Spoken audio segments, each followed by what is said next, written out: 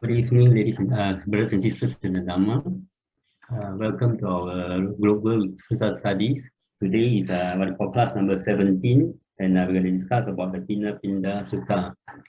Before we start our class proper, let's have our opening salutations followed by our meditation.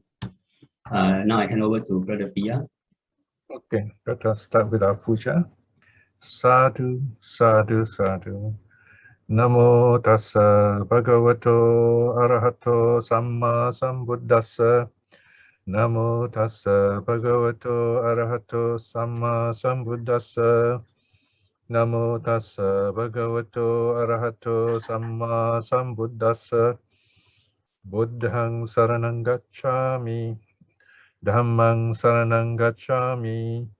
Sanghang saranang gacchami. Dutiyampi buddhang saranang gacchami. Dutiyampi dhammang saranang gacchami. Dutiyampi sanghang saranang gacchami.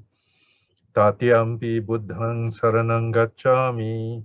Tatiyampi dhammang saranang gacchami. Tatiyampi sanghang saranang gacchami. Panatipata veramani sikkhapadang samadhiyami. Adinnadana veramani sikkhapadang samadhiyami. Kamesu miccacara veramani sikkhapadang samadhiyami. Musawada veramani sikkhapadang samadhiyami. Surameraya majjapama dattana veramani sikkhapadang samadhiyami. Sadhu, sadhu, sadhu. Now let us spend a short while doing meditation, cultivation of loving kindness. Sit as comfortably as you can in a balanced way. Relax. Have a quick check that you're sitting in a balanced way. If you need to adjust yourself, this is the time.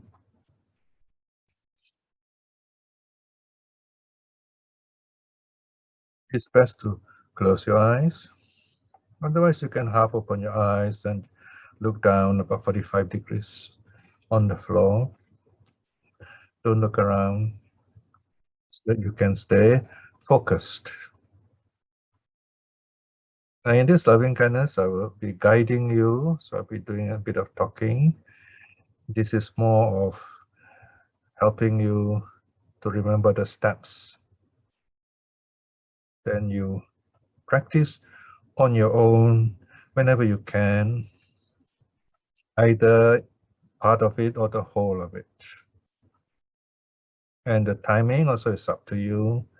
You can sit as short as 5 minutes or longer, up to even an hour or more if you like. The important thing is you feel good and happy, enjoying sitting.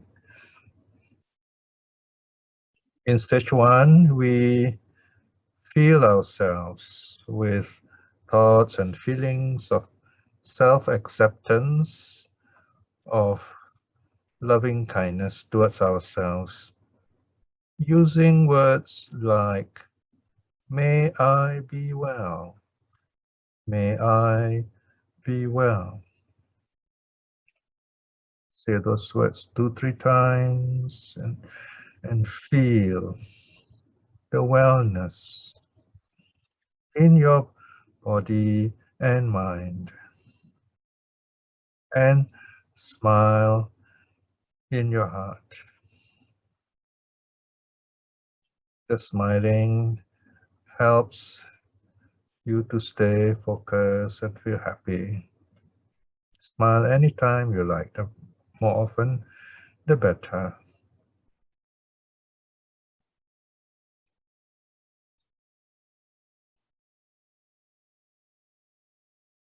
May I be happy.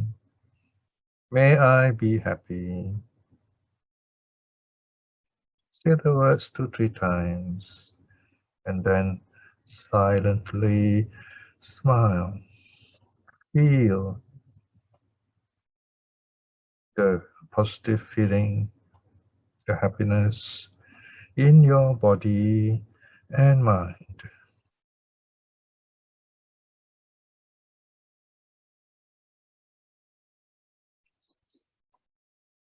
May I be at peace with myself. May I be at peace with myself.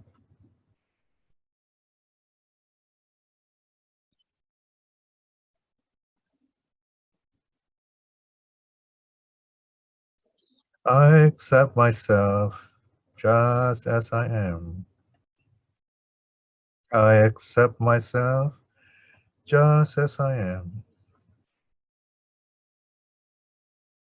Say the words and then feel it and smile.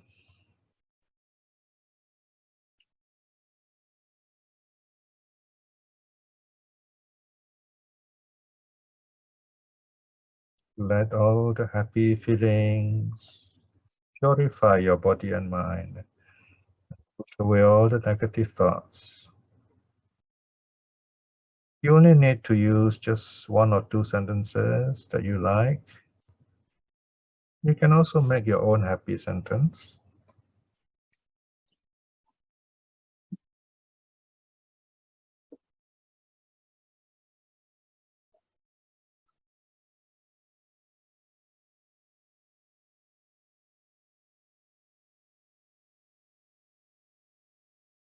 Remember to say the words a couple of times, and then silence, smile, and feel that happiness, the joy, the peace in your body and mind.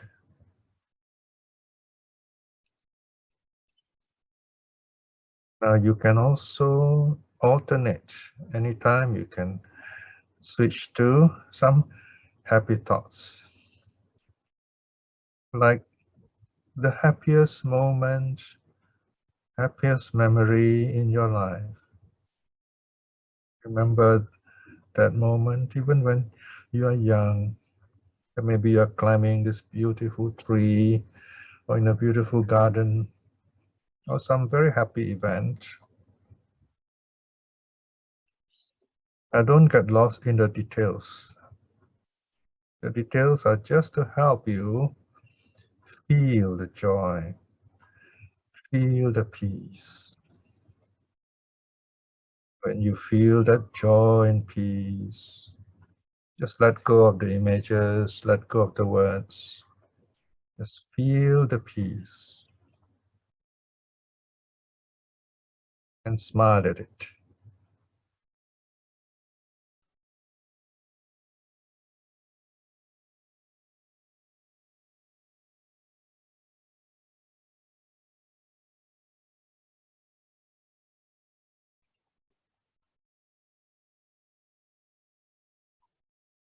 Now in the second stage, think of your best friend, the kindest person that you know, a relative, a friend, or a teacher, someone still living.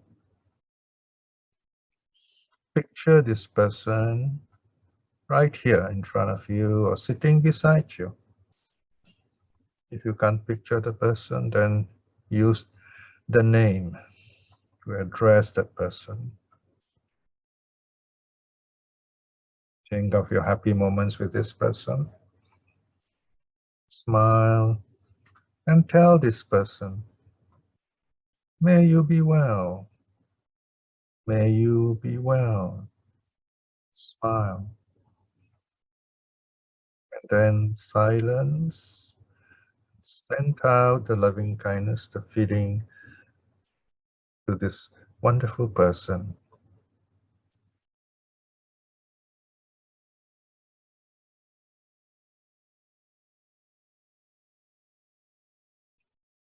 May you be happy. May you be happy.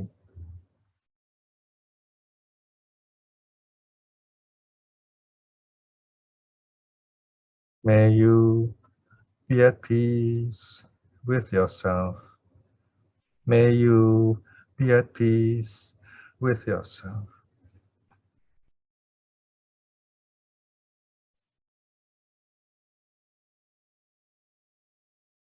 I accept you just as you are. I accept you just as you are. Smile.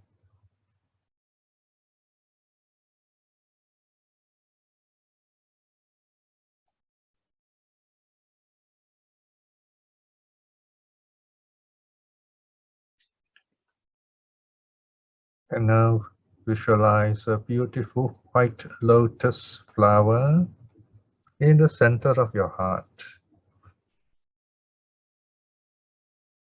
This lotus flower is your loving kindness, and this flower is opening up, is blossoming and shining more brightly than the sun itself, which is very bright with loving kindness, brightening up your body and mind,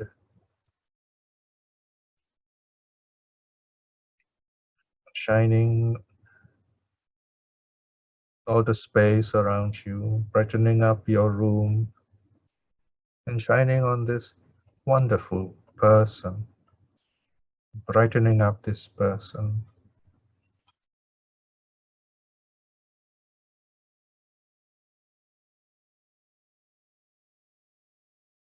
Say those happy words whenever you feel like it, and smile. Now shine the brightness throughout your whole house. May everyone in the house be well and happy. May all the beings be well and happy. If there are special people that you like to send your loving kindness, go ahead and do so.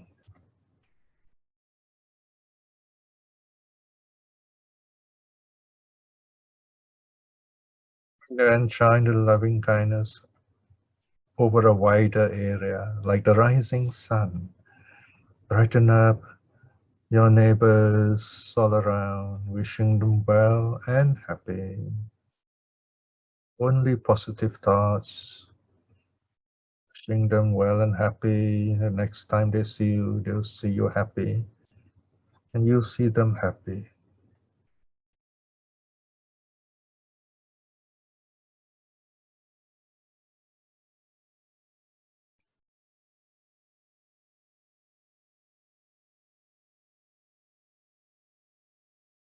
Then brighten even a wider area, the whole town, the whole state or area.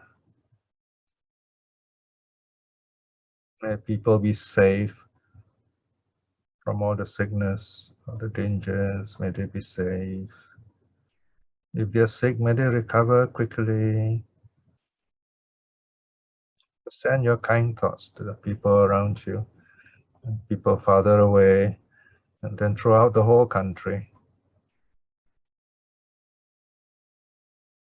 If there are some people you want to think about, this is the time. Just picture them or think of them. Send your loving kindness to them, wishing them well and happy with a smile.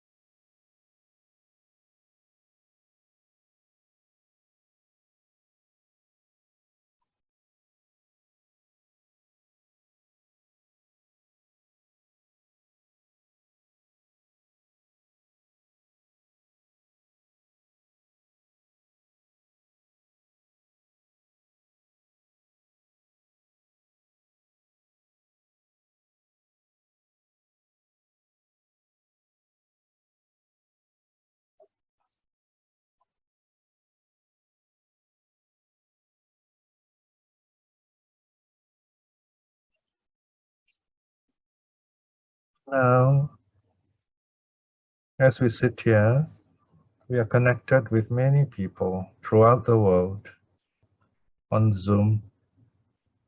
So send your loving kindness to everyone with whom we are connected through cyberspace. Just as I am sending out my loving kindness to each of you, may you be well. So you say the same words and send out your loving kindness to others. We are interconnected with this beautiful, bright light, with this string of light of loving kindness throughout the world. Smile. May you be happy wherever you are. Be happy.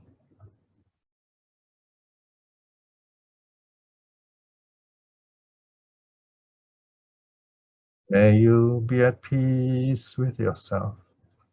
May you be at peace with yourself.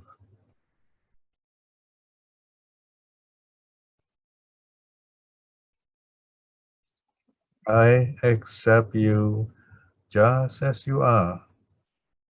I accept you just as you are.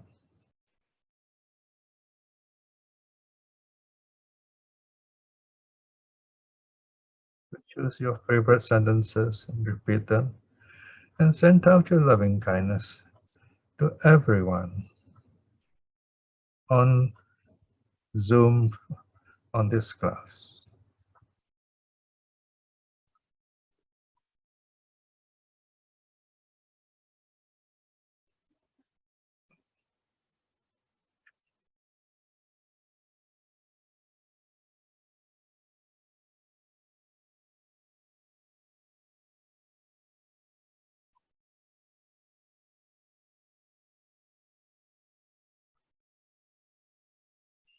May you all be strong in yourself,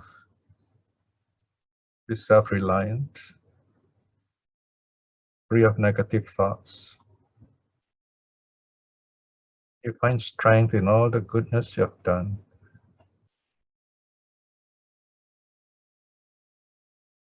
Like this meditation. So be well, be happy.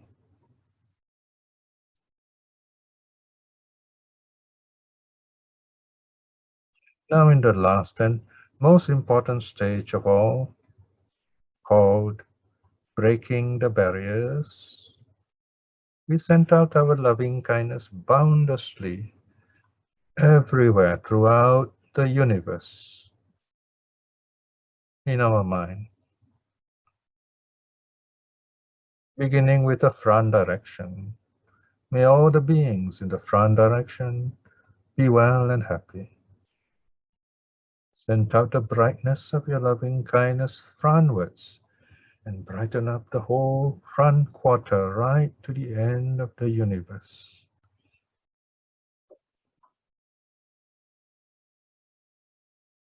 And smile. May all the beings in the directions to the right be well and happy.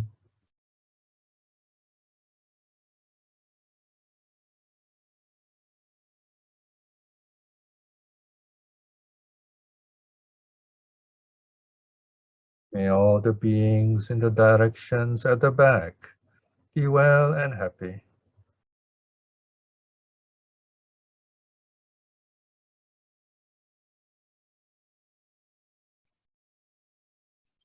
May all the beings in the directions to the left be well and happy.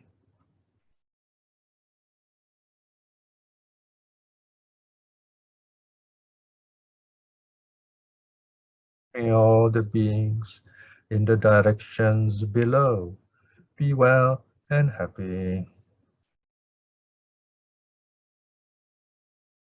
Brighten up all the directions below.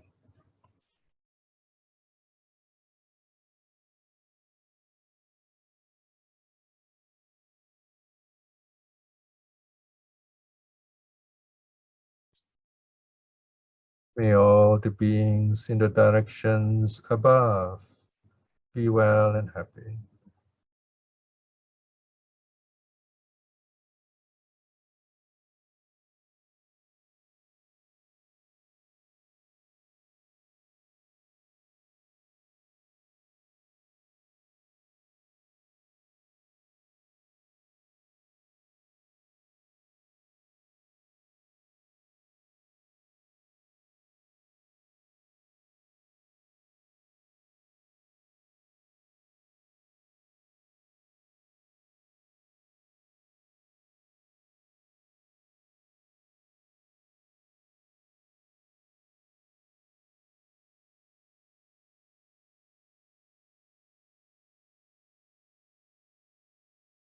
May all the beings everywhere be well and happy. Shine the bright light of your loving kindness everywhere, all around.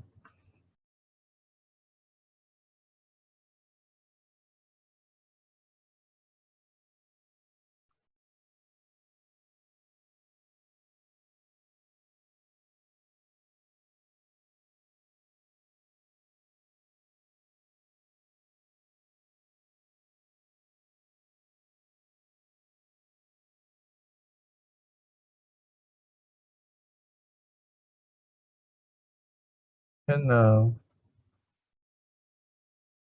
you say, may I be well and happy.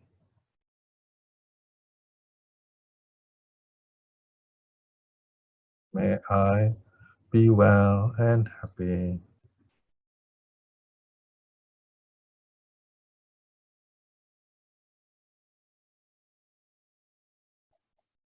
And bring back all the beautiful bright light of loving kindness back into the lotus flower in your heart, where it comes from.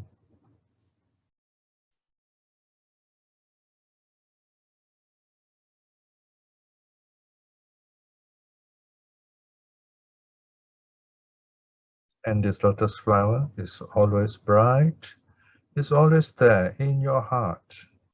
Remember this. So whenever you're going to meditate, just remember this wonderful bright light. It will help you to start your meditation.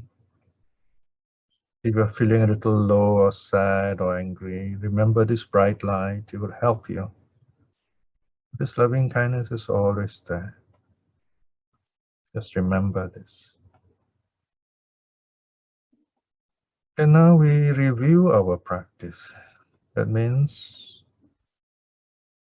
examine how you have meditated. Remember the peaceful moments, happy moments. Even for a split second, you felt good. Remember it. This will help you in your future meditations or whenever you need inner peace.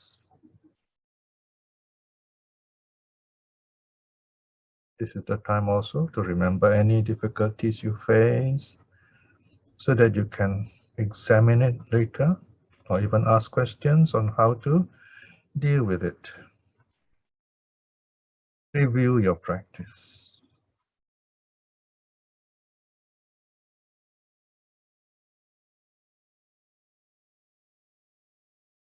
When you're practicing on your own, you can also make notes if you like. You can write down if you like during the review period.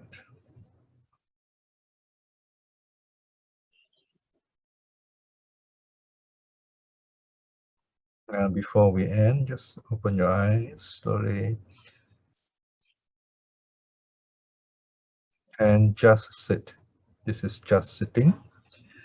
We begin our meditation slowly, gently. We end it also slowly, gently.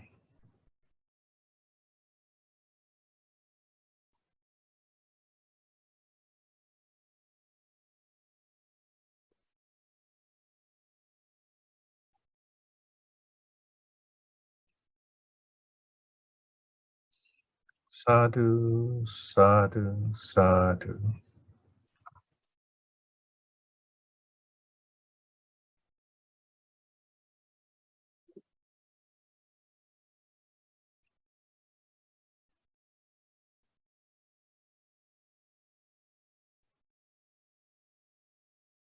Right, today we have a new sutta, Phenapinda Sutta, the Lama Froth Discourse, S22.95. The Lama Froth Discourse. This is a reflection on the 5 aggregates. So I'm going to start off explaining to you what the 5 aggregates are, and then from there we'll go into this sutta. I'm very happy also to share this 72nd birthday reflection with you, to study together, enjoy, and remembering how impermanent life is. Birthdays are days of, it's a day you're reminded you got one more birthday less to go. So to work wisely, think happily, to feel happily, and give some time to the sutta, to the Dhamma, to make your life happy. Okay, the 5 aggregates, pancha khandha. Khandha means like a collection of things like logs of wood and so on. Pancha means 5. This is Pali. In Sanskrit, it's panchaskandha. They refer to, these 5 aggregates are a summary of our being, what we are. We know that we have a body, right? We know we have a body, and our body is made up of the 4 elements. How do we know we have a body? Because we have a mind, okay? And so we have these 2 aspects, body and mind. So we begin there. Now, where the body is concerned, the body can be analyzed in 2 other ways. One is by way of the 4 elements. We are made of earth, water, and then fire and wind. Okay, so this now the Buddha mentioned all this 2,500 years ago. So we should not think of science. This is a meditation teaching. The Buddha is talking about when you look at your body, you can reflect. It is made up of 4 things or 4 aspects. They're not separate things. They're more like a state of your body, a very unstable state. So all the time in a flux, moving, shifting, like you know, colored streams of water moving and mixing together. Earth refers to the solid parts of our body. In meditation, it is said to be head hair, body hair, nail, teeth, skin. These are the earth elements in your body. In other words, the bones, teeth, and so on. And when the body is cremated, the ash is left behind as earth element. Most of our body is water, like high percentage is water, liquid. Okay, so here water is not H2O, is liquid. It is a meditation word for the liquid part of our body. So most of it is liquid. And then there is fire. Fire is heat, warmth, and also cold. When you feel cold, also it's regarded as fire actually. Fire here refers also to decay. From the moment we are born, we start decaying or change, if you like, right? Decay. Even now, our body is decaying. Parts of our bits of our skin is falling on the floor. When you vacuum the floor, you're vacuuming yourself actually. And you cut your fingernails and you throw it away and so on.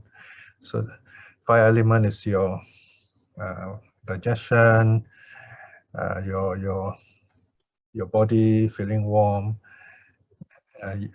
oxidation when you breathe in oxygen, basically decaying, growing old. Wind is movement. Wind is just like a code name for movement. Of course, it includes the air that goes in, goes out, comes in, goes out. The movements of your body, and also the gases in your body.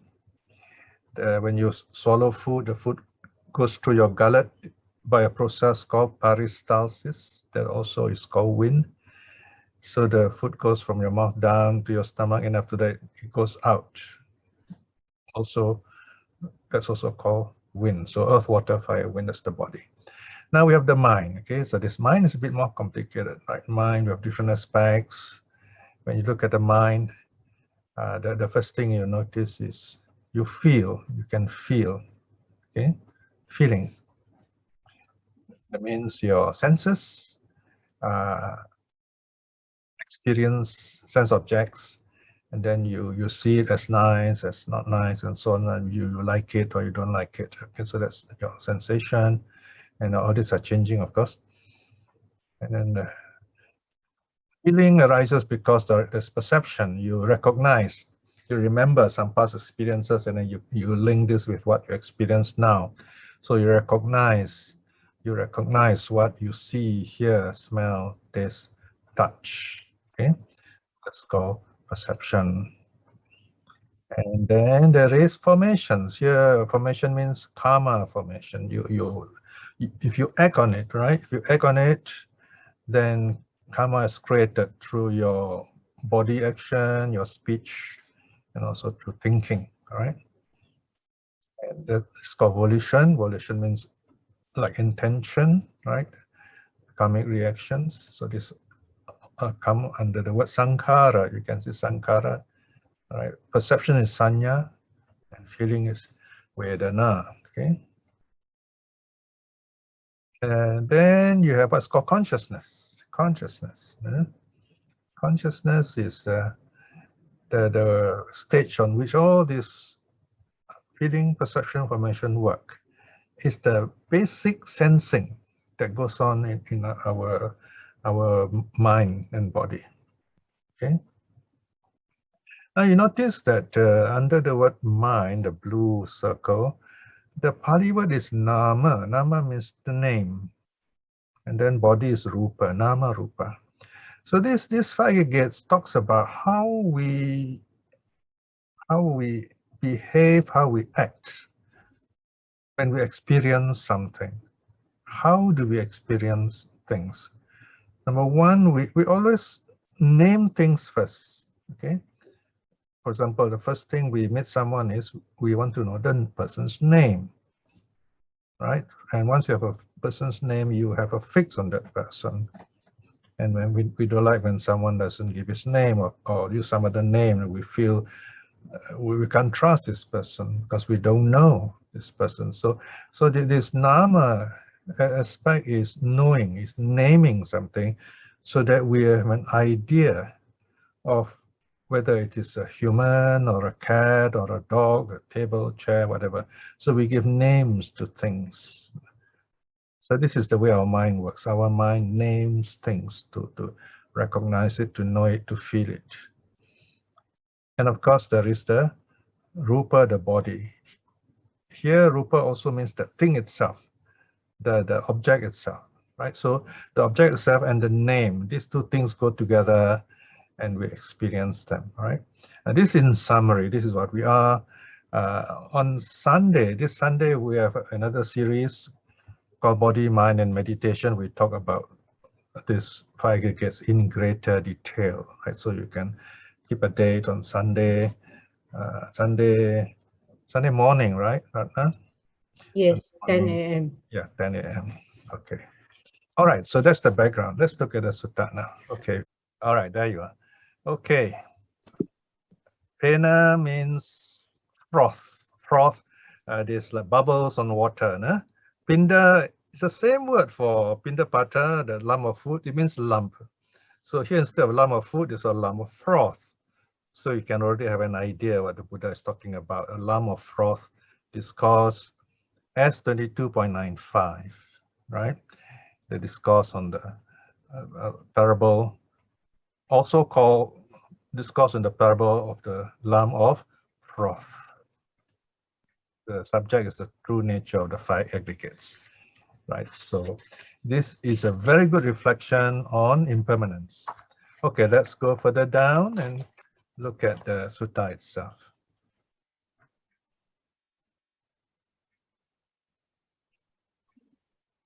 Further down, yeah, you can see the title again. Right, so in your free time, you can read up on the notes. They give you more details on each of the five aggregates.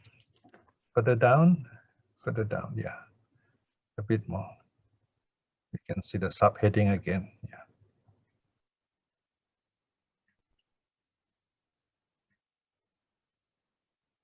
Okay, here we are. Phenapinda Sutta, the Lamb of Froth Discourse. At one time, the Blessed One was dwelling on the bank of the river Ganges at Ayodhya, Ayodhya in Pali. Yeah. So here we see one of those rare places we have not heard before, Ayodhya. Ayodhya is the name of a city in Thailand. It's one of the kingdoms. So you notice many of these places where Buddhism has reached, they will use some of these names of places in India, right? Even like Cambodia, no? You have a place called Cambodia in the mountains in Afghanistan. You know? So the Buddha was like, he was staying near on the river bank near the Ganges, and then water is flowing there, and there's froth on the water is a bit shallow, or the water is like churning, and then there's froth. So he sees that this is something he can talk about. So where the thing is, wherever Buddha looks, there is Dhamma, and then he will talk about it. There the Blessed One addressed the monks thus: Bhikshus, suppose that this river Ganges were carrying along a great lump of froth. All right, so the Buddha said, okay, picture this big froth. You can see the froth there. A man with good eyes would look at it, ponder over it, and wisely examine it. Okay, here notice, this is how we do mindfulness practice. And there are two kinds of mental practices, mental exercises, right? You have deep meditation. If you are busy, you have difficulty doing deep meditation, you can do mindfulness, especially as lay people do mindfulness practice. So in mindfulness practice, first you look at it, look at the situation, ponder over it, right? Look at it in a careful, mindful way without judging, and wisely examine it. Here, when you say wisely, it means, number one, see its impermanence. At least notice the impermanence. If you can, then you notice how this impermanence affect this situation or affect us, and there is this sense of unsatisfactoriness, suffering. That's number two, characteristic number two, right? Characteristic number one is impermanence. Number two is suffering or unsatisfactoriness, dukkha. Number three is a bit tricky, non-self, right? But look at it, you find it's changing all the time, and you can't really say, point and your finger and say, oh, that's it. This is the essence of it. There's no essence. It is changing all the time. All right. It is meaningful only when you see it in the context of its surrounding. So non-self is a little deep. You can leave it aside for the moment. Focus on impermanence, maybe a bit on suffering, if you like. Right. So that's meaning of wisely examine. All right. In one word, all these three, we can say attention, right? Directing your attention in a wise way, or wise attention, if you like. Yoniso manasikara. So if looking at it, pondering over it, wisely examining it, it would appear to him to be void, hollow, without essence. There you are. The Buddha again explains, this time using different words. Number one, this you see is this object on the river, this foam, is void, empty. It has nothing inside. Okay, and of course it's hollow. Void in the sense of it has no worth at all, but it's there. But it is useful to us when we watch it, you see? But in itself, it has no worth.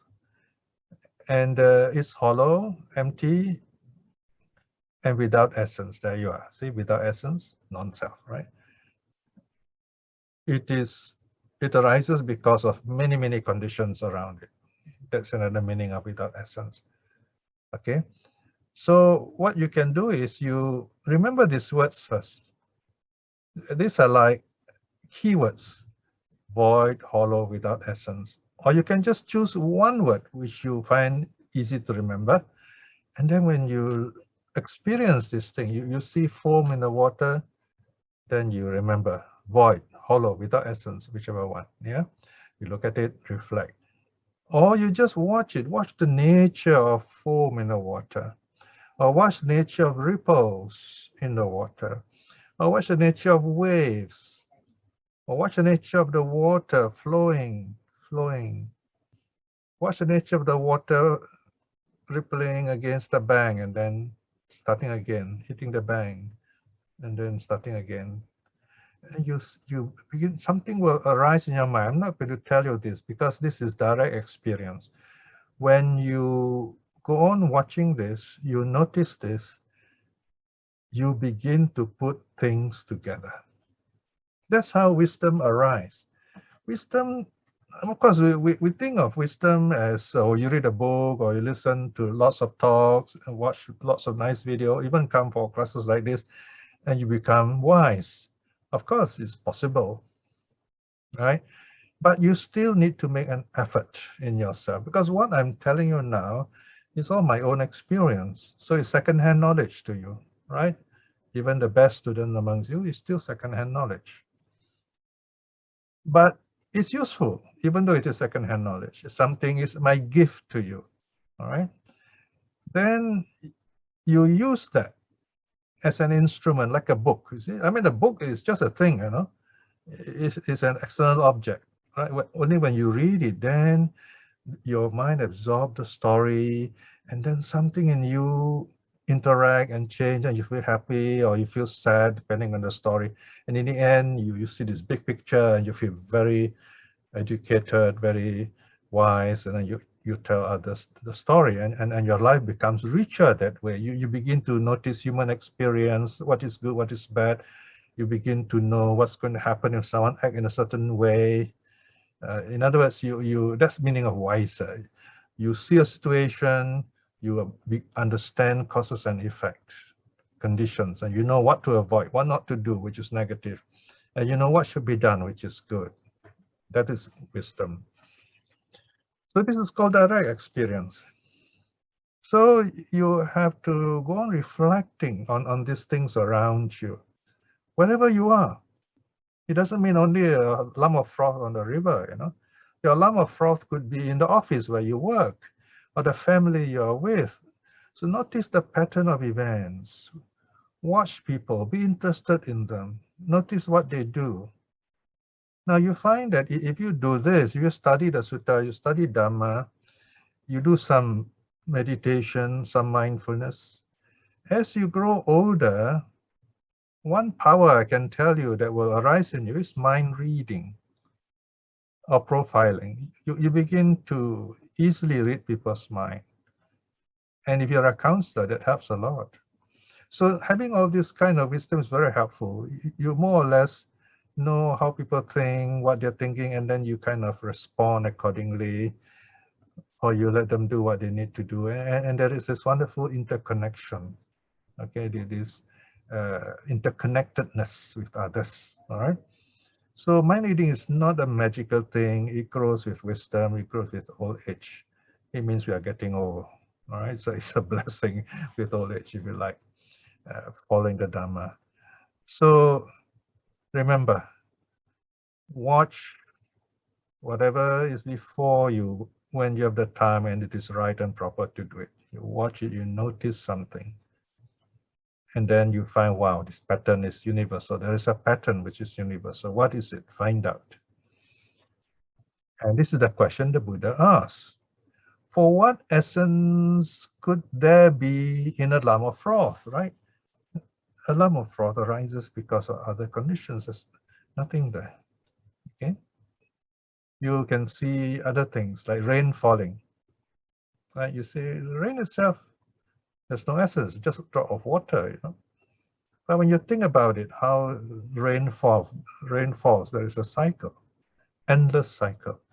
Everything goes round and round, something like that, okay? But here, the lump of froth is very dramatic because It's impermanent. It can burst also quite easily.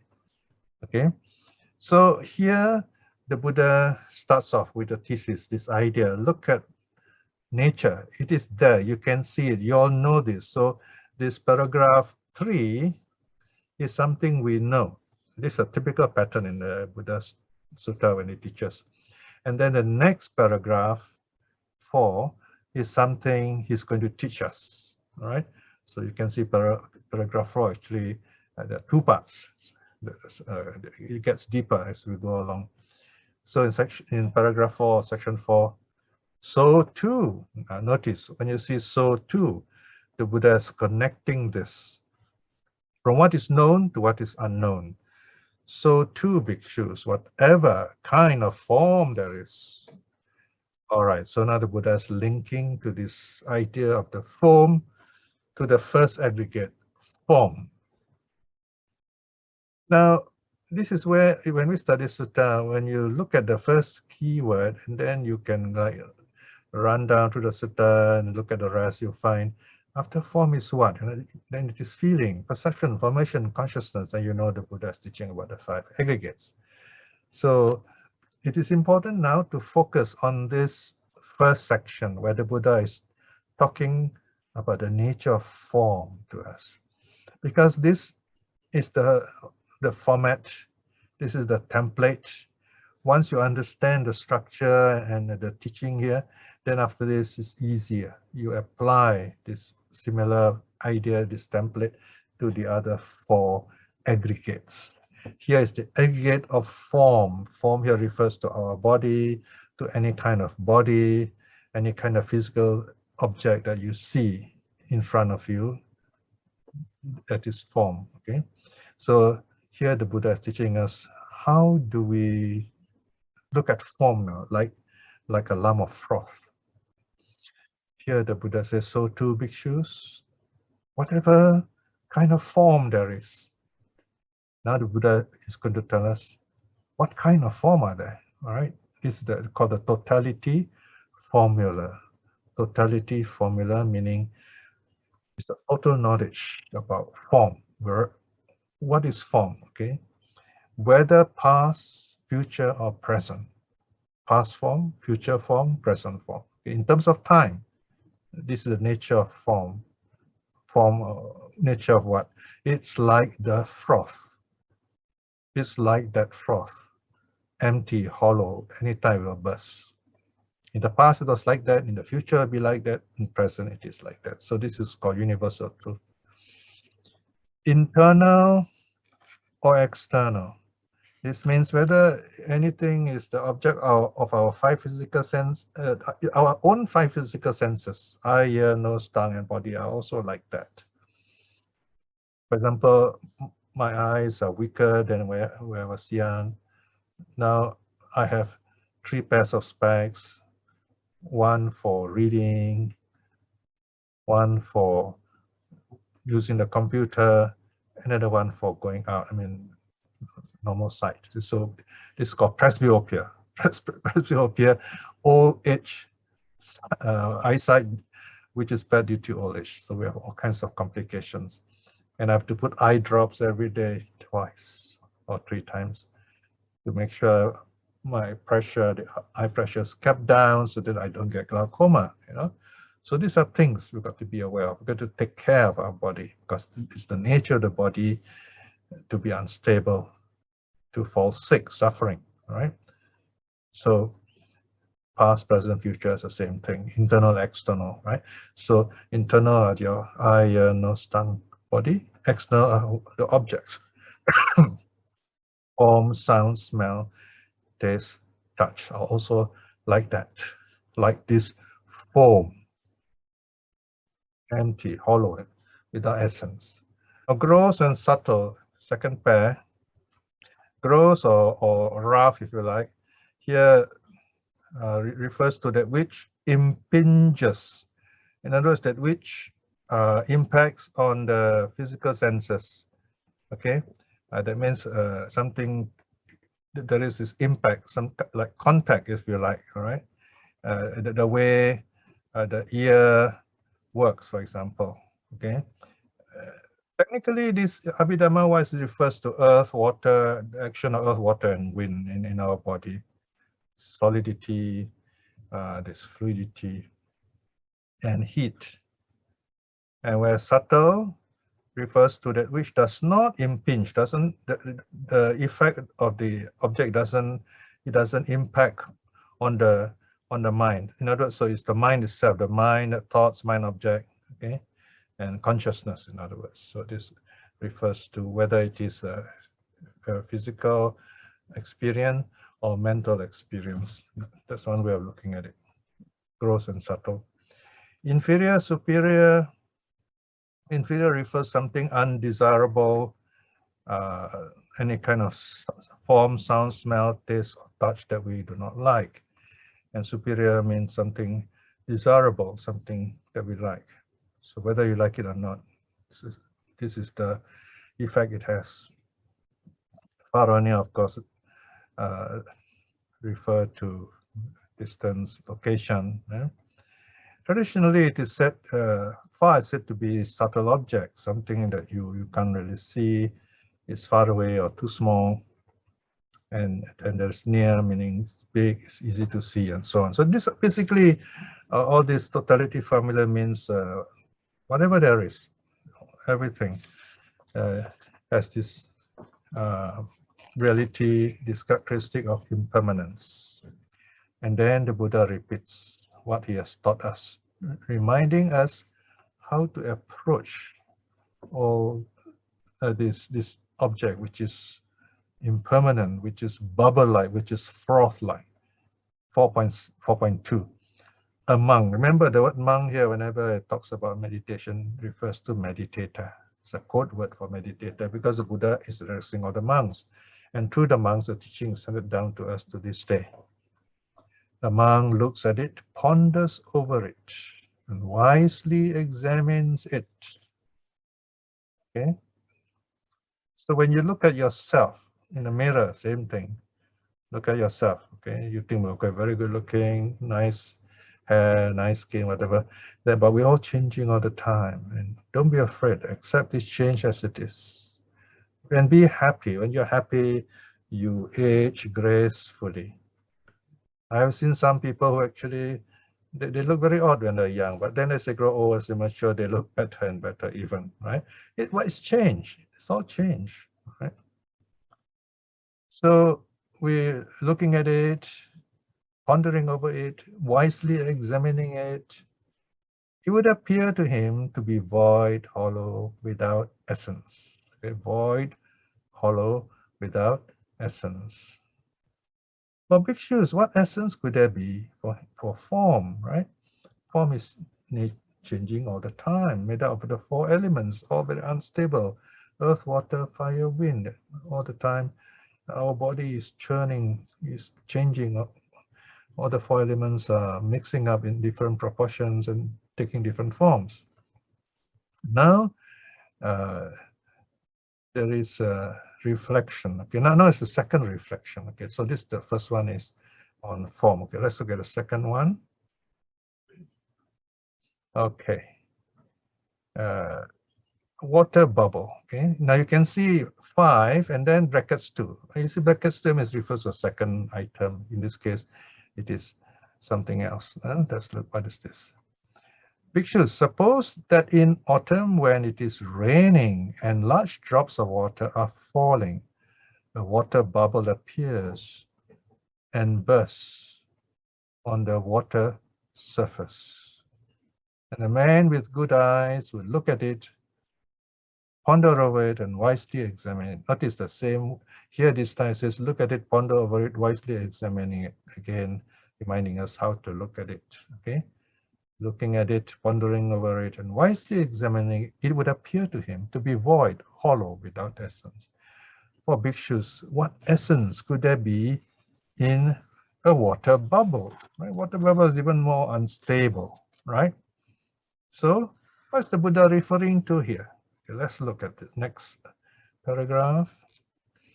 Right, so there you can see the heading. It says feeling. Pali is Vedana, okay, feeling. So too, there you are here, the Buddha connects to that first reflection. So too, bhikshus, whatever kind of feeling there is, whether past, future, or present, right? External, internal or external, gross or subtle, inferior or superior, far or near. The monk looks at it, ponders over it, and wisely examines it.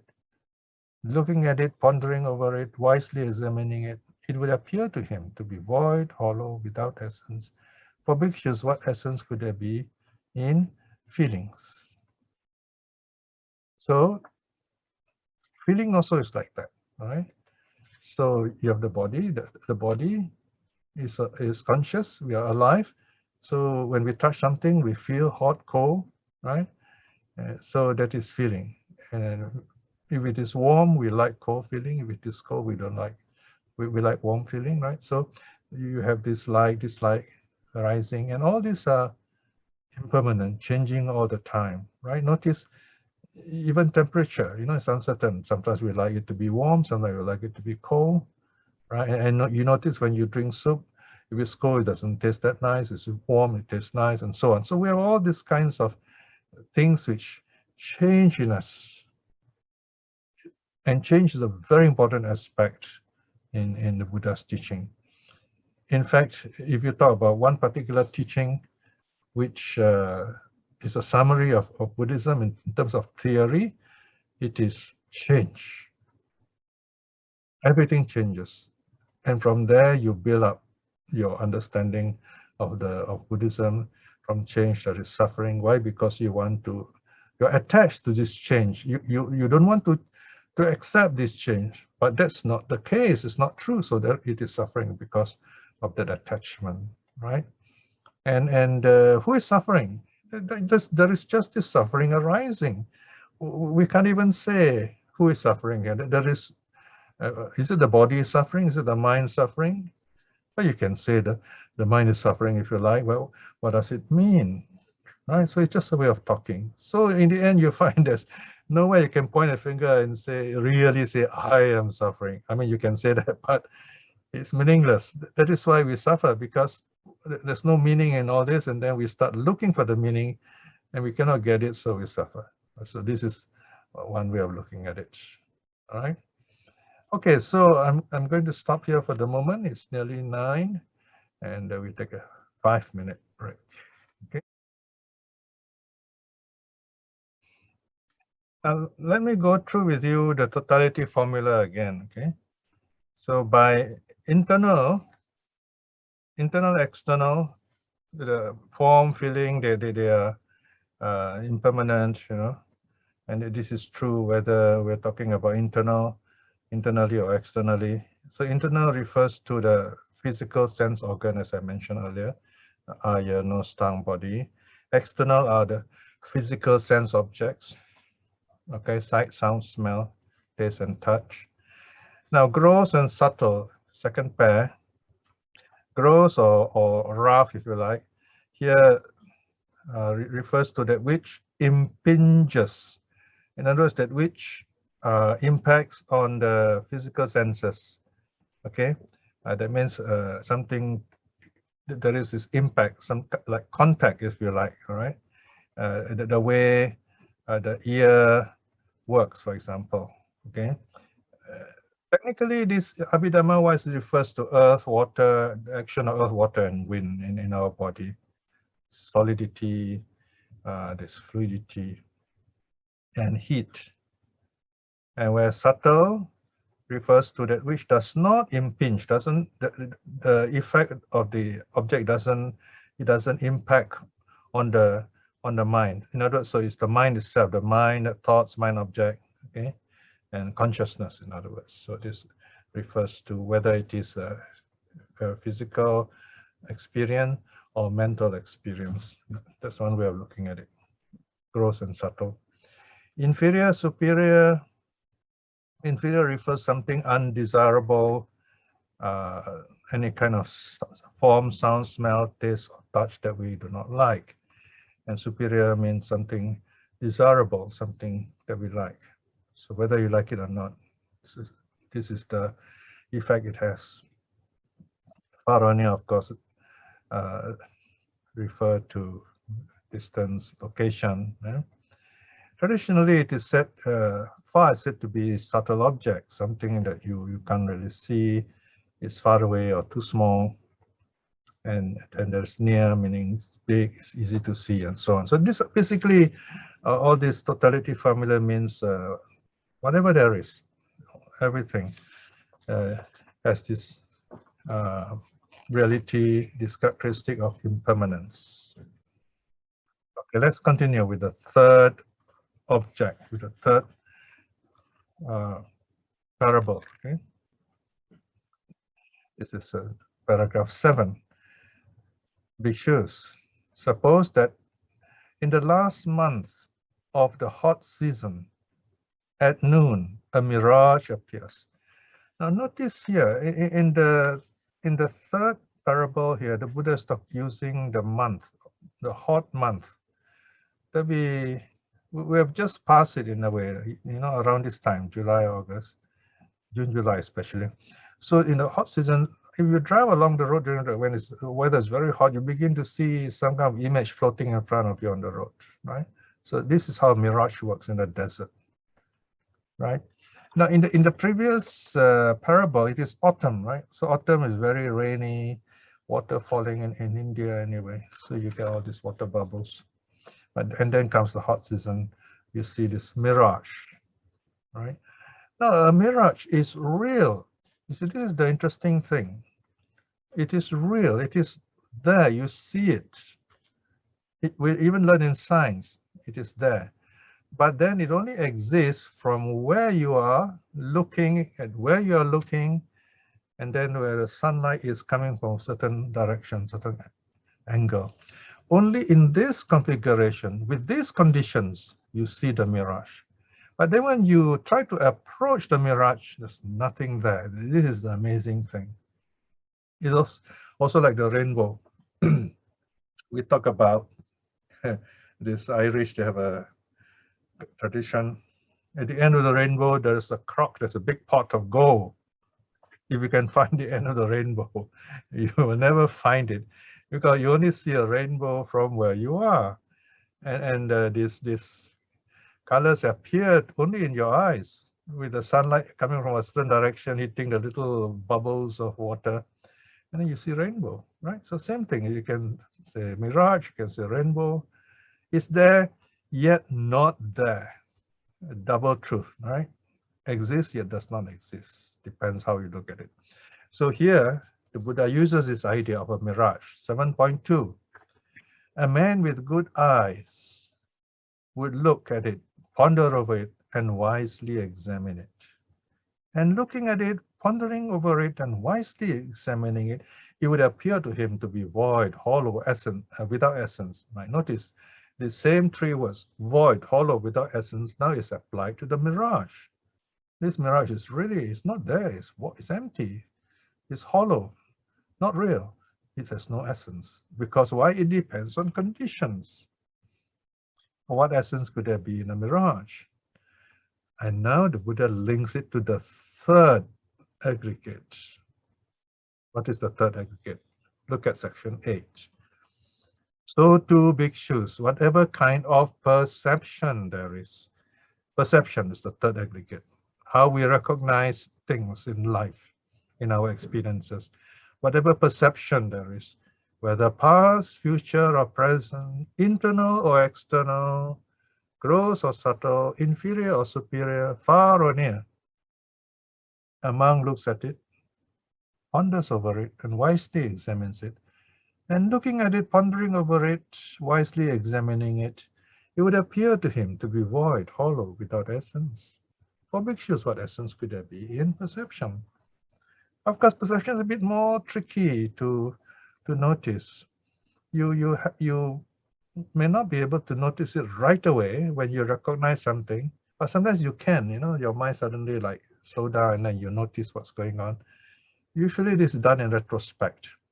But you sit quietly and then you reflect what happened earlier on in the day. You say, oh yeah, this is how I noticed this, and it works like this, right? So But you must pay attention to this, because if you don't, you will forget it. It will go away. And the moment of wisdom is gone. I don't know whether you notice this or not. Sometimes as you travel, as you move somewhere, as you walk through the city, for example, you notice something and then this thought arises in you. Say, hey, this is interesting. I noticed this something impermanent here, something suffering here, something non-self here. It's very interesting. Then someone talks to you or something else happens and then you forget it already. Even sometimes when a beautiful idea comes to me, usually when I get up in the morning, I have this beautiful idea. Why do I get beautiful ideas in the morning? Because I have good sleep, a good rest, and you get up, your mind is fresh, and this beautiful idea comes like on a clear stage. And then I go to the toilet, I have, especially after breakfast, and you feel full, your blood mostly in the stomach, and you forget it already. So knowing that, I at once go to my desk and at least write a note, some kind of short form of it, so that it will help me remember this beautiful story, this inspiring idea, so that I can write a reflection on it. So this is how we learn to capture the moment. This is how you learn to hold the best moments in your life, so that you look deeper into life through that little window of wisdom. This is our training in Buddhism, learning to see life directly through our experience. Okay? So this is number 3, the mirage, referring to perception. Now let's look at the next one, the plantain trunk, number 9. Okay. This is the 4th item, not the 4th aggregate. Excuse. Suppose that a man needing hardwood, seeking hardwood, wandering in search of hardwood, would take a sharp axe and enter a forest. Okay, now hardwood here is the part of the tree, the innermost part, which is used in carpentry, right? So the softer parts are all outside. This parable is very common in the suttas. Here, only hardwood is mentioned. Hardwood is, of course, hardwood, the part which is used for making things. So this carpenter is looking for this wood. But then, says the Buddha, then he would see the trunk of a large plantain tree, straight, fresh, without a solid pith. Plantain is banana for cooking. It's not very tasty, so you won't eat it like that. You normally use it for tasting, for cooking. I suppose you can dry and make flour of it, possible. So it's called plantain. Okay, and it looks just like a banana tree. It's called a tree or a shrub, if you like. So it grows straight up. Okay, and very smooth skin, very smooth bark, but it has no pith. It has no center. It's all soft, shrubby. He would cut it down at the root. Why? Because this tree probably is blocking his way. So he cuts it down at the root. Having cut the root, he would cut off at the crown. So this is where he cuts off the plantain plant or plantain tree. And having cut off the crown, he would unroll the coil. Normally they have some use for this, you know. So he would chop the head, chop off the root, and then it cuts open and then unfold the layers and layers of the soft bark, if you like. As he unrolls the coil, he would not find even soft wood, let alone hardwood, right? So he finds nothing. There's just coil after coil of banana, layers of banana stem, okay? So further down, please. Okay, so what is the Buddha comparing this to? The trunk. So the Buddha says, for what essence could there be in the trunk of a plantain tree? It's hollow, without essence. 11. So to bhikshus, whatever kind of formations there are, formations. So this is how we look at an action, and then we think about it, and then we act on it, right? All these are empty also. our actions. Because just like think of all the things that you've been doing in the past, and now it's like a dream. It's all gone. Sometimes we work so hard to do something, and then it's all over. I remember how, as students, we prepared for exams. We were so worried, and then we sat down there, answered the questions, and then it's finished, and then we wait for the results, and all that's over for most of us anyway, right? So it's like a dream. It's all over now. 11. So too bhikshus, whatever kind of formations there are, whether past or future or present, internal or external, gross or subtle, inferior or superior, far or near, among looks at it, ponders over it, wisely examines it, looking at it, pondering over it, wisely examining it, it would appear to him to be void, hollow, without essence. For bhikshus, what essence could there be? Informations, right? These formations are all like that, like a mirage. Okay. Okay, now the last one, the magical illusion. This one is really magical. Right? Number section 12, paragraph 12. Notice brackets 5. This is the 5th aggregate. Bhikshus, suppose that a magician or a magician's apprentice were to display a magical illusion at a crossroads. Now, this is very interesting because he's performing this magical performance at the crossroads, just like those David Blaine and all those David Copperfield kind of thing. You show this magical show. It's actually not magical, it's an illusion. And the man with good eyes would look at it, ponder over it, and wisely examine it. And looking at it, pondering over it, wisely examining it, it would appear to him to be void, hollow, without essence. For bhikshus, what essence could there be in a magical illusion? Like here is, whether you know how the magic works or not, you know it is not real. We love to be entertained by what is not real. It is okay in magical illusion, but when it comes to religion, it's quite a problem if you are entertained by illusions. Okay, but here the wise man knows, says, "Oh, this is not real," right? And he's very wise. So here now the Buddha connects this familiar experience with aggregate number 5. So too bhikshus, whatever kind of consciousness there is, whether past, future or present, internal or external, gross or subtle, inferior or superior, far or near, among looks at it, ponders over it, and wisely examines it.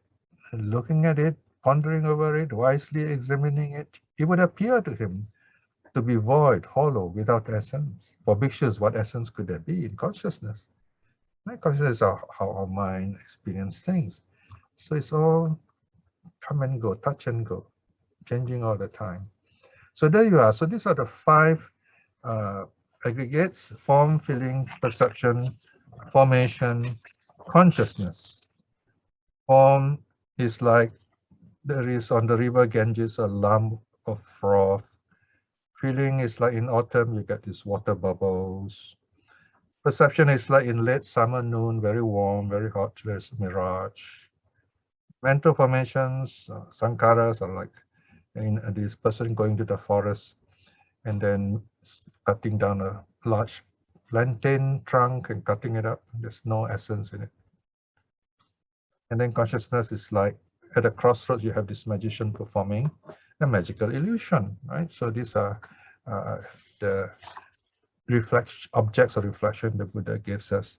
And then now the Buddha comes to the deeper teaching here, the Dhamma aspect, okay, the revulsion. So the Buddha says, so what do we do with this basically? Section 14, seeing thus, bhikshus, the instructed noble disciple. Notice here now the Buddha changes the tone. It says the instructed noble disciple. So someone who really knows what to do, especially with meditation, someone who has realized some level of understanding, especially a stream winner, is revulsed or disillusion, if you like, towards form. Revulsed is a very strong word, shocked. Now, we don't know this because we are not stream winners at least, right? So we say, wow, revolt, such a strong word, nibbida, okay? Right, some modern scholars say, oh, we should not use this word, it's too difficult, right? But meditators will tell you, well, that's what it is, and that's how we should understand it, you know. I mean, if fire, you touch fire, you will burn. And you cannot say, oh, let's have a nice word for fire, you know, right? So it still burns. So don't get cheated by form. Don't get cheated by feeling, perception, formation, consciousness, in other words. So this wise person, this path attainer, this stream winner, he is revolves, disillusioned, disenchanted with form, feeling, perception, formations, consciousness. He is not cheated by any of them. He knows what they are. All right. It's just like, you know, as you mature in life, you know, when we are young, we look at someone and say, oh, this person is very pretty, this person is very handsome. But now we look, we say, oh, okay, from this angle, in this light, this person is very good looking. But then you look from another angle, different light, doesn't look good looking at all, you know. So you see, all these are perceptions. So you're wiser that way, and you are in better control of yourself. You have greater wisdom, in other words. So this is the meaning of revulsion. Okay, let's go further down. So when you have this revulsion, what happens? You become dispassionate. In other words, desire, lust is abundant. You're not attracted to this false image. Okay, and through dispassion, the mind is free. That the mind feels it has let go of this thing which catches us, which holds us back. And when it is freed, there arises the knowledge, freedom I. This is the Arahat, of course. The Arahat is happy, he says, freedom I. He understands. Destroy this birth. The holy life has been lived. What needs to be done has been done. There is no more of this state of being. Now, this translation, freedom I, is what is called a free translation. If you already follow the Pali, there's just one word, free, you know. It's like my mind, it's just free. It's free, so there's no I also, it's just free, okay? Now the Buddha closes with some, everything is summarized in the poem, okay, section 15. So let's look at this poem further down. Yeah? Like a lump of froth is formed, like a water bubble are feelings, like a mirage, perception, formations like a plantain trunk, and like an illusion is consciousness.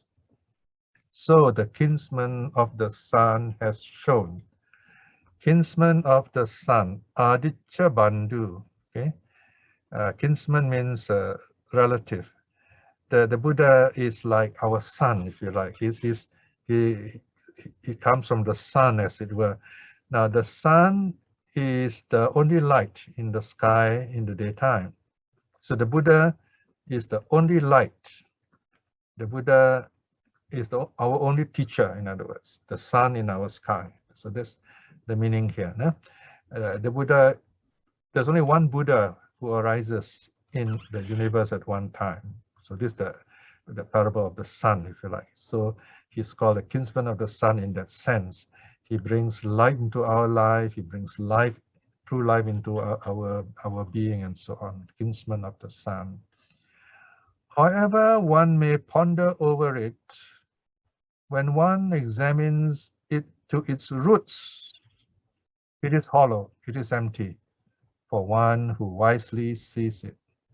Second line, when one examines it to its roots, right to the bottom of it, as we say, examine it properly, totally, from beginning to end, so to speak, down to the roots. This is the meaning when we say yoniso manasikara. Yoniso means down to its roots, down to the womb, literally. We examine something, it's all its reality. You see it is impermanent. Number 3, and regarding this body, as taught by the one of wisdom vast, that with the abandoning of 3 things, you see this form discarded. All right, so this poem says, when 3 things are not present, we have to let go of this body. What are the three things? It's found in the next verse, verse 4. When vitality, heat, and consciousness leave this body, then it just lies there, cast away, without volition, food for others. Okay, this is a reflection on death. Ne? Here, what makes us alive? There are three things. Vitality, this is the life element, life faculty, if you like. This is the consciousness that keep us alive. And then there's heat, there's our warmth, the body processes. And then this consciousness is a more general awareness, okay? So vitality, which is the actual living consciousness. And then there's the heat, and then there is this active consciousness, okay? When all these are gone, then the body is cast away.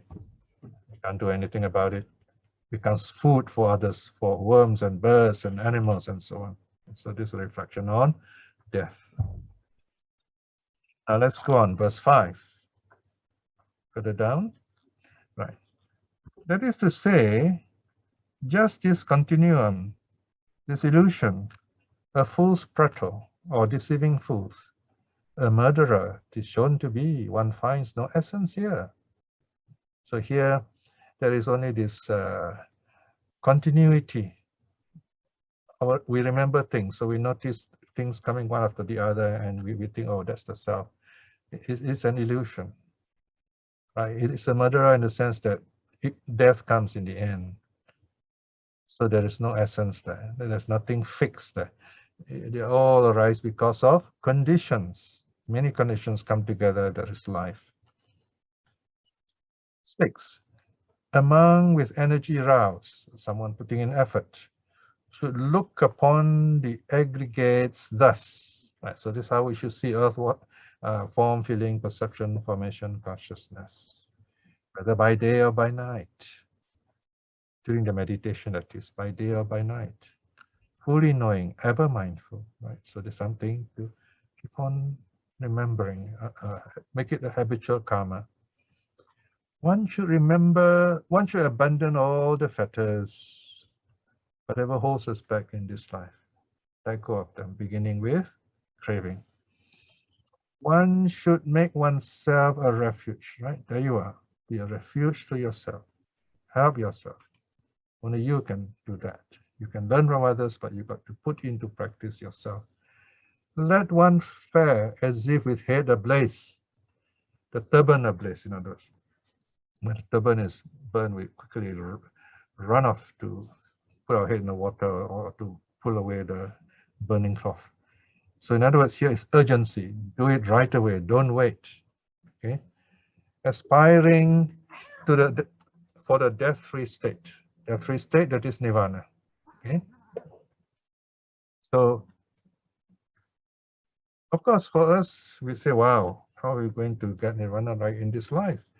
But even as laymen, we can work for reaching the path as stream winners. Right? So there you are. That's the meaning here. So when we aspire for stream winning, we're also aspiring for the death-free state. In, say, about 7 more lives at the most, but we should get to that path. Because if you don't reach the path, then you are left in the open, very dangerous open. You're going to end up as a subhuman being. You're going to lose the state of humanness, right? That's what the 5 precepts are about. It keeps us human. And then if you don't strive for the path, then you might lose that humanness. So if you're born in a subhuman state as an animal, a preta, or hell being, it's very difficult to practice. There's no way you can practice that kind of really very negative state of existence. So there you are. This is the sutta under reflection on the Lama Froth, the Phenapinda Sutta. So I'll stop here so that you can ask questions and we'll go from there. Thank you, Brother Piya, for sharing with us the Phenapinda Sutta. Now I'd like to open to the participants. If you have any questions, you can raise your hands or you can type in the chat box. Sister May will assist me in this Q&A session. Thank you. Okay. Thank you, Brother Yu Chong. We have a question from Sister Rachel. She has posted a question saying, can you please explain the difference between form and formations, please? Oh, sure. Okay, this form and formation sounds similar in English, but Pali form is rupa. Rupa. Formation is sankhara. Okay. Form simply refers to the material aspects of things, if you like, physical aspects of things. But here you have to be a bit circumspect, you have to be careful. It's almost more like science. And when in Buddhist psychology, when we say form, I mean, you know, in science, even light is regarded as matter, right? So interestingly, in Buddhist psychology also is something like that. So eye, ear, nose, tongue, body are regarded as form. And then the objects also are regarded as form. What you see, hear, smell, taste, touch also regarded as form. And they're called rupa. Okay, so that is form. Formations is the mind directed towards an action, usually rooted in greed, hate, or delusion if it is negative, and rooted in non-greed, non-hate, non-delusion if it is positive. So sankhara refers to karma, formations refers to karma, form refers to physical state or physical object that we experience. Okay. Thank you, Brother Piya. Okay. So far, I think that's the only question. Oh, there's one more. Yes, yeah. they'll come. Yeah. So I think there's more is coming. So please post your questions in the chat group, or if you would like to ask Brother Piya directly, you'll just need to raise your hand and then we will unmute you and then you can post your questions. Let me just jump into the next question. Sister Rana has a question. Can you please explain the different kinds of feelings? And the second part of that sub-question is, how do we deal with our negative feelings? Okay, feelings.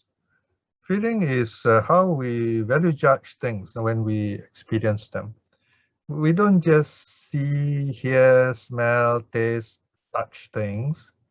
We relate them to something from our past. So what is nice to you may not be nice to me, and vice versa, depending on our past experience, how we have been conditioned. It's very interesting, Buddhist psychology. So if let's say in the past, one of your parents have not treated you very well, let's say. So now in this present time, when you meet someone who looks like your father or your mother, you won't like him. You instinctively seem to hate this person, right? Then, of course, this is wrong. This is delusional. So we're conditioned by our past habits that way. So when we're aware of this, we know how this happens, then we say, oh, okay, this is not real. This is in the past. It is not in the present. Okay. If you allow that past to define your present, then it's superstition, because it's not real. And that's not going to be good. You're living in the past, and that's going to create a lot of problems. So that is why we have to understand the nature of feeling as being empty, as the Buddha says. It is hollow, you know. It is without essence, conditioned by a lot of things. So what you dislike is actually conditioned by your past experience, but the past is gone. This is a different situation. This is a different person, right? So that's how you must deal with feelings. Feelings showing you, giving you a hint of how you experienced things in the past, and what's in the present. You have to be really, you have to face it, live in the present, in other words, okay? So feeling can be unpleasant because we relate it to something in the past. It can be pleasant. We can be deluded into thinking, oh, this is very nice. No? We like teachers who are kind to us, speak very kindly to us, because we have parents like that who have been kind to us. So we have this like a feeling that someone is parenting us now. So we become a child again, but we are deluded because It's just a feeling. It's not real. You got to be on your own. Remember what the Buddha says, right? Or something interesting could happen. We do not have any kind of experience about this, especially in meditation. When you do meditation, some people, when they do meditation for the first time, they are good, but then when they get this peaceful feeling arising, they don't know what it is. For example, something as simple as the breath becoming very subtle, that they don't notice the breath anymore, and suddenly they panic. They say, oh no, I've stopped breathing, I'm going to suffocate. And then they breathe in and out, and their focus is broken because of their ignorance. They do not realize that actually this state where the breath is so peaceful is neither pleasant nor unpleasant. It's just the breath is very peaceful, it's neutral. See? Now, neutral feeling is very tricky. You won't know it when it is there, because it's neutral. You either feel you like it, you don't like it. You only can know it after the fact, after it has happened. So that's where, for example, during your review period, you look back, you say, okay, I had this neutral feeling, right? So how do you know it's a neutral feeling? You don't feel joyful about it. You don't feel painful about it. Conclusion, it's neutral feeling. So that's how you know it. What do you do about it? You reflect. That's impermanent, right? So that's the easiest way. Whether it's pleasant, unpleasant, or neutral, you reflect on it as being impermanent because it's already gone. What you experience is already gone. You're only examining a memory of that past experience. That's another way of reflecting on it. So those are feelings, okay? You want to know more? We have a special article on feelings in volume 17, ST17, one of the 5 aggregates on feeling itself. Okay? All right, let's see. Next question. Yeah, you mentioned the neutral, the positive, and the negative. How part of the next question, sub-question from Sister Ratna was, how do we deal with the negative feelings? Is there any elaboration? Okay, negative feeling, usually past memories, or we're reacting to something we see as painful.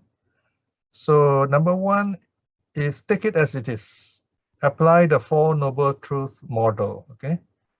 First Noble Truth model is truth or reality, then the arising or cause, if you like, and then the ending, and then the, you can say practice first. Number 3 is practice or path, and then ending. 1, 2, 1, 2, 4, 3. Right? This is the practice model of the 4 truths.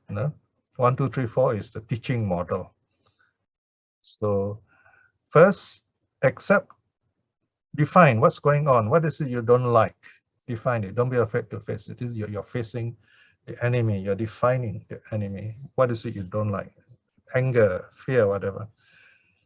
And then ask yourself, how did this arise? Or why did this arise? So calmly reflect on the conditions, like a doctor watching someone who's sick, watching the symptoms. So examine it. Maybe you know a part of it, that's fine, it's okay. Take your time, right? Because this is your own life. So you take your time to find out what's going on here. What is it? Or why do you feel so upset, so sad, so depressed, and so on? So that's number 2, noticing how it arises. We usually don't use the word cause. We say how it arises. Okay, we watch it. What are the conditions that arise, that cause it to arise, that bring it about? Okay, number 2. No? Once you know number 2, then number 3 is a matter of cause. It's quite easy. How do we end it? By removing those conditions. Okay, by telling yourself these are mind-made, they are impermanent, and then look for the opposite conditions, so that you do not, so that you let the opposite state, the positive state, arise. All right, so think about it. And then the last stage, number 4, the path, you actually put it into practice. So this is, in theory, this is how you do it, okay? Thank you. So I hope that helps, the Four Noble Truth model. Okay. Thank you. The next question is there any differences from emptiness and formlessness? Well, they can mean the same thing, but there are also differences. For example, if you say emptiness, here we have to be careful not to be too philosophical. We get so carried away with nice words and we forget what it's all about, really. Emptiness here refers to when you really look at it, it's nothing but earth, water, fire, wind, all the time changing. Okay. A good example of emptiness is you see this movie on the wall or on a screen. They used to show movies in Thailand during funerals. They put a big screen in the field and the villagers can come and watch the movie. And you're watching the screen and you see these movies. If you know those old movies, they are film strips. They got lots of little squares, thousands or millions of squares. And there's nothing moving there. It goes through this machine, projector, as it's called, and then the frames move such a way, so many, I forget how many frames per second. And then it gives you the impression of movement on the screen. And you should see how those cartoon artists draw. They're really very patient. They draw each cartoon, just a slight movement of the hand or the toe or the feet. And then they start photographing it many frames per second. Okay. When you were kids, remember, when you're students, when you were bored in class or when teacher's not around, you get your book and then you go to the corner of the book, you draw stick cartoons, remember? And each cartoon has little movement, and then you flip the page, it goes zap, and then there is movement. That's your first cinematographic experience, remember? So there you are. This is how we get this idea that it is real, but it's not real. There's nothing moving on the movie screen. It's all moving in your mind. You start crying at something tragic, you hate the anti-hero and so on, but it's all not real. It's empty. That's emptiness, okay? It's mind-made. It's nothing there. Yeah, we are fooling ourselves. It's called entertainment, all right? Formlessness is basically, I don't know whether you attended my talk on Sankara. A switch, right? When you turn on the light, there is a switch. We call it a switch. But the linguist, the linguistic lecturer will tell you the switch doesn't really exist. It's a break in the circuit. Okay. So when you turn on the switch, there is a break in the circuit. It is that break that is the switch. That's why it's called switch. You switch the position of that piece of wire. When the wire connects, electricity runs through it, there is light. And you break the switch, you turn off the light, there's no light. The switch looks like something there because there is a convenient invention that you use a finger to press, but the actual action of the switch shows is simply the wire connects or doesn't connect. There's nothing there except this on-off thing, just this wire connecting and breaking, connecting, breaking, that's all. So it's empty in that sense. This is one way of looking at it, all right? And what else?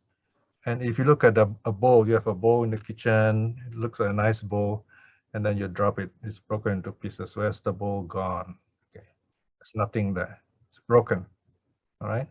So it's, again, formlessness, the emptiness. Or you can look at your torchlight, you have this torchlight, and then, or better still, it's a typewriter. I remember when I was a kid, my brother had a Remington Portable, a small black machine, very old one, about 50 years ago.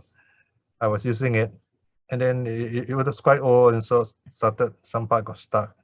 I was curious, so I turned the typewriter upside down and I looked for some screws, and I started opening up the typewriter. I dismantled it, and then I realized I couldn't put it back because so many parts, so it's empty, right? So this typewriter is made out of so many parts, That's the meaning. It's made out of many, many parts. We are also made out of many, many parts. So one part stops functioning, vital part, then that's the end of it. So when something is made out of many parts, you need many conditions, you call that empty also. You call that formless also, depending on the object, all right? So there's a bit of overlapping in the meaning of the two words. Thank you, Brother Piya. We have another question from Brother STV. Sure. Of the 5 aggregates, 4 are to do with the mind and only 1 is to do with the body.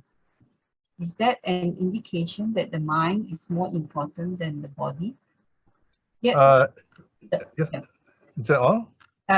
He continues on by saying the body houses all 5 of the senses which give rise to feeling, perception, and consciousness. Yeah. Would you be able to comment on the relative importance of nama and rupa? Well, we're talking about formulas here. Okay, so the 5 aggregate is a teaching formula. So in this 5 aggregate formula, the emphasis is on the mind. It's very obvious. The focus is to show that it is this. You have these 4 mental aggregates working with the one physical or bodily aggregate. It doesn't mean that the body aggregate is less important. You have, for example, the element. When you talk about the elements, you have earth, water, fire, wind, and so this focuses on the elements, on the body. The body is made up of the earth, water, fire, wind, and then sometimes you have 5 elements, space. That's the 5th element, space. And then the 6th element is consciousness. So in this formula of the 6 elements, consciousness is only 1 element, number 6, whereas the first 5 are all to do with the body. All right. So it depends on what the teacher wants to teach. If the teacher wants to talk more about the body, he will use the 6 element formula, for example. Okay. Or even the 6, what they call that, 6 senses formula, the 6 sense basis formula, also very similar. Earth, eye, ear, nose, tongue, body, mind. You have 6. 5 physical senses, but only 1 for the mind. Okay, so here is a body heavy formula. So there are many different formulas depending on where the emphasis is needed in terms of teaching. So in the case of the 5 aggregates, the focus is on the mind because that's where suffering arises and where we work to end it. Okay. Thank you. Yeah. Talking about consciousness, Sister Ratna had the question on how do we practice revulsion towards consciousness? Okay, this is a very difficult meditation unless it helps when you're doing meditation because consciousness is passing so fast, you see. So by the time you want to be aware of it, it's gone already. So it's quite tricky. You can only do it in retrospect. You can only reflect on the nature of consciousness. That the way it is mentioned in the sutta here is consciousness is like a magical illusion. We don't really see things that are there, like a mirage, like a rainbow, for example, right? So basically, we're telling ourselves, don't be cheated by looks. Don't fall for looks alone. Always examine, go deeper, carefully. All right? Right? If you have greed, a lot of greed, you're going to get cheated. You know how many millions these con people make online because people believe that they will get a lot of money just by sending a bit of money, And you know, because they simply hear and believe that consciousness of them. Hearing something, they believe it. Seeing something, they believe it. Okay, so basically, don't trust your senses. Look deeper. Look beyond your senses. Reflect on it. This is what Buddha is telling us. So that's one way, I suppose, you can not be carried away. Basically, revasham is not, don't be carried away by consciousness in this sense, in this way. Okay. Yeah. The next question was from LC. As practitioner, to achieve the state of nothingness, does that mean we do not feel, do not think, do not act, do not comment, do not desire? Does that mean we become a recluse? And how do we I really don't know. Okay. I don't know how to answer this question because there's no such teaching. I mean, I don't know where you got this idea, because the Buddha never say we should work to achieve nothing, you know, because nothingness is a wrong view. It's one of those things we don't hate that way. Nirvana is not nothingness. All right. Let's put it this way. There is this fire which is burning, and you put out the fire, which is destroying a lot of things. Imagine all this fire raging in California, Oregon, and so on. So you're putting the fire out, you know, that's really good. You can do that. Where's the fire gone? Right? The fire has gone nowhere. It's just the conditions for the fire to arise are no more there. Right? So we should think in that way. We should not think in terms of things. When you think in terms of things, then you have difficulty. We don't say nirvana is nothing, because if you say nirvana is nothing, that means you're comparing it to a thing, right? So it's comparative. So this is a bit philosophical, it's a bit deep. That's why it's easiest to stay with impermanence first. Then when you understand impermanence first, then it gradually you build up the understanding, and then you go on to understand non-self. Okay, non-self, we don't think in terms of nothingness.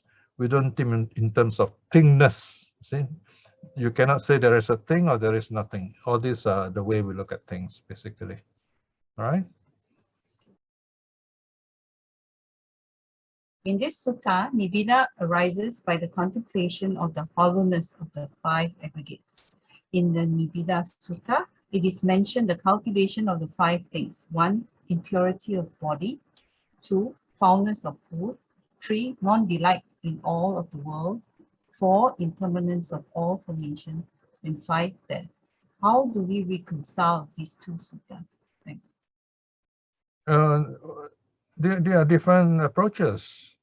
There are different approaches, because here the Buddha is teaching impermanence, which slowly leads to revulsion. Okay, you start with reflection on impermanence, first looking at the nature of reality out there.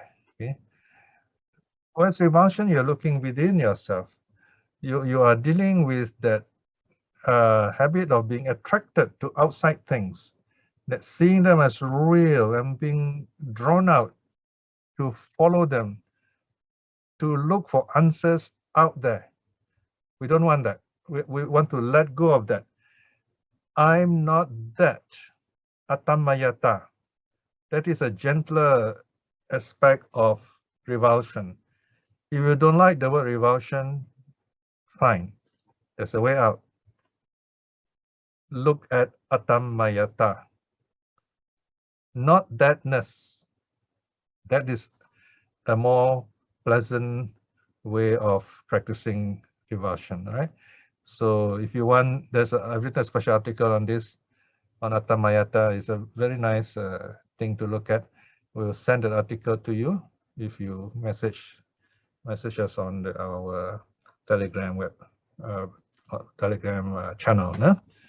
Okay, so just say Atam Mayata, A-T-A-M, Atam, and then Maya, M-A-Y-A, Mayata, T-A, Atam Mayata. Or in English is not thatness, not dash that dashness, not thatness, either one. We will send the article for you to read, and the suttas there also you can look up.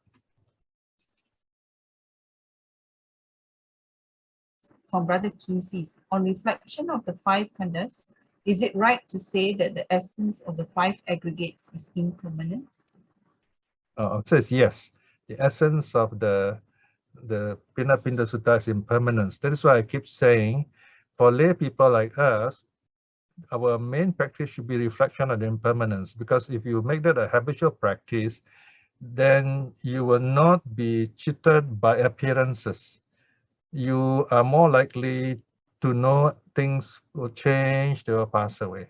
So yes, impermanence is the key teaching in the Phenapinda Sutta. On the pin 7, second line, one should make oneself a refuge. Self-reliance, huh? Can one interpret it as one has to do or practice by oneself, not by others? Okay. The simple word here is self-reliance. Self-reliance. Now, this word self is very interesting in early Buddhism. Self means the mind. Okay, it's the mind. So here we don't have to argue, is it the I, is it the you? We just take it as the mind. So very often, atta means mind. For example, in the last sutta, Mahaparinibbana Sutta, the Buddha says, atta sarana, self-refuge, right? Self-refuge means use your own mind. Because if you don't use your own mind, what's that? There's nothing else you can use. You have to use your mind. So that's atta sarana. So it is a simple logical statement, actually. It's the one way, it's the only way, the mind that we all have, and we should use that mind. So it's a natural teaching the Buddha is giving us. Use your mind, because if you use your mind, use it or lose it. Your mind, use it or lose it. Simple as that, right? So that's one meaning, okay? Of course, we are practicing now, right? But we're not alone. We are doing it together, right? We are learning. That's part of our practice. We are learning how to do this, how not to do that, and then we strengthen ourselves. You know, we're not alone. It's part of our practice too, all right? We're not relying on other things. We're not relying on other religions, right? So we don't bring in other religions, because you bring in other religions, you're going to confuse yourself. You're going to confuse others. After all, we have taken refuge, or we want to learn from the Buddha. So we've got to focus, at least on our website, on our Telegram channel. We focus on early Buddhism, not just Buddhism, but early Buddhism, because there's so many things to learn nowadays in our modern times on the internet. Too many things, and be confusing. So we are focused. We are a focus group. So that is why we encourage our members not to post non-Buddhist things, or worse, un-Buddhist things, so that we focus on our practice. You get the answers that you're looking for, and your mind is focused. That's the magic word, focus, all right? You're not distracted. So self-reliance refers to focus. What really you need to do? Life is short. Don't wait, right? If you wait, then there'll be so many other more distractions coming in. Understand the nature of the mind, atta sarana. So that is second meaning of self-refuge. Number 3, you have to do it yourself. If you don't take the medicine, how are you going to recover? You don't take the water, how are you going to slake your thirst? You can bring a horse to water, but the horse has to drink it, right?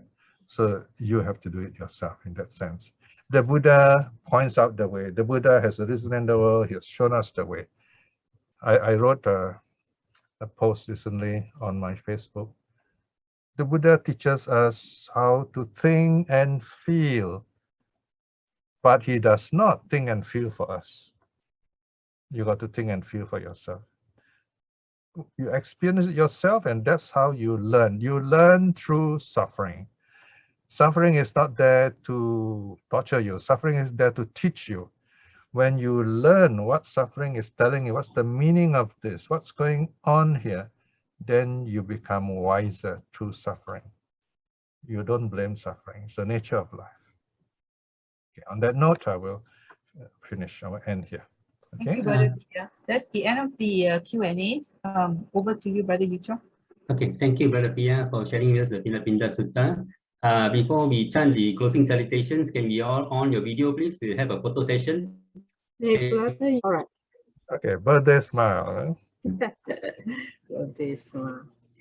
All right. Put on your best smile. 1, 2, 3.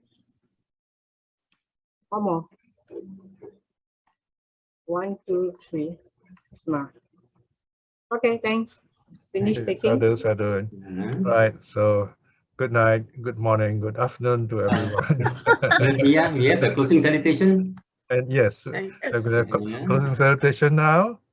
And this is a time for us to spend a few minutes in quiet moment.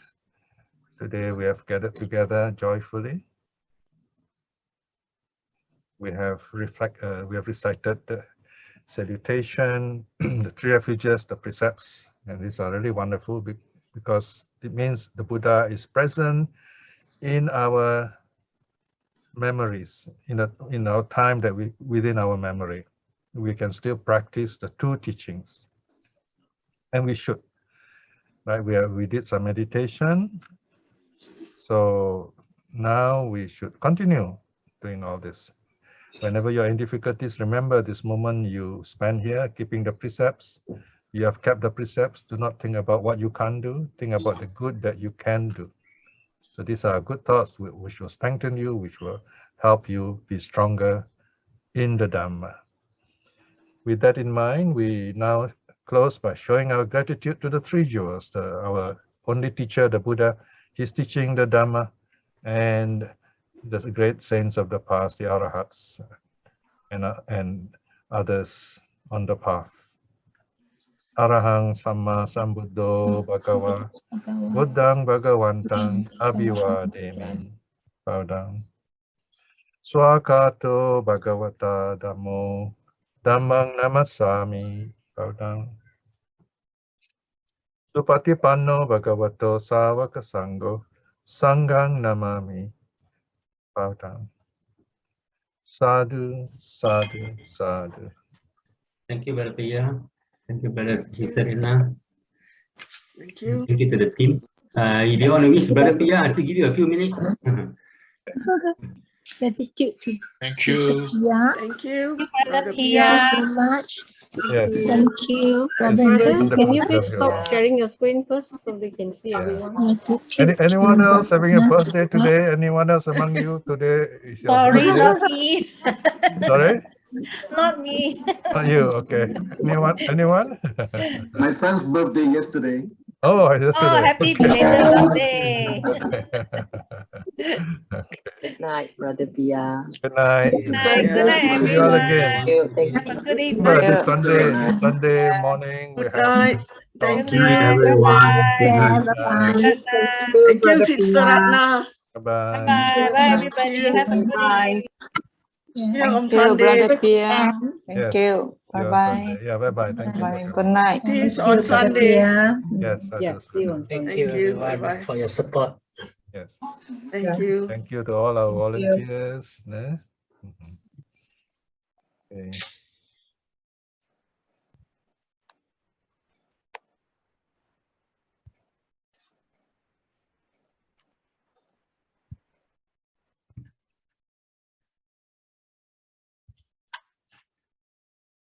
Thank you, Sister Rana.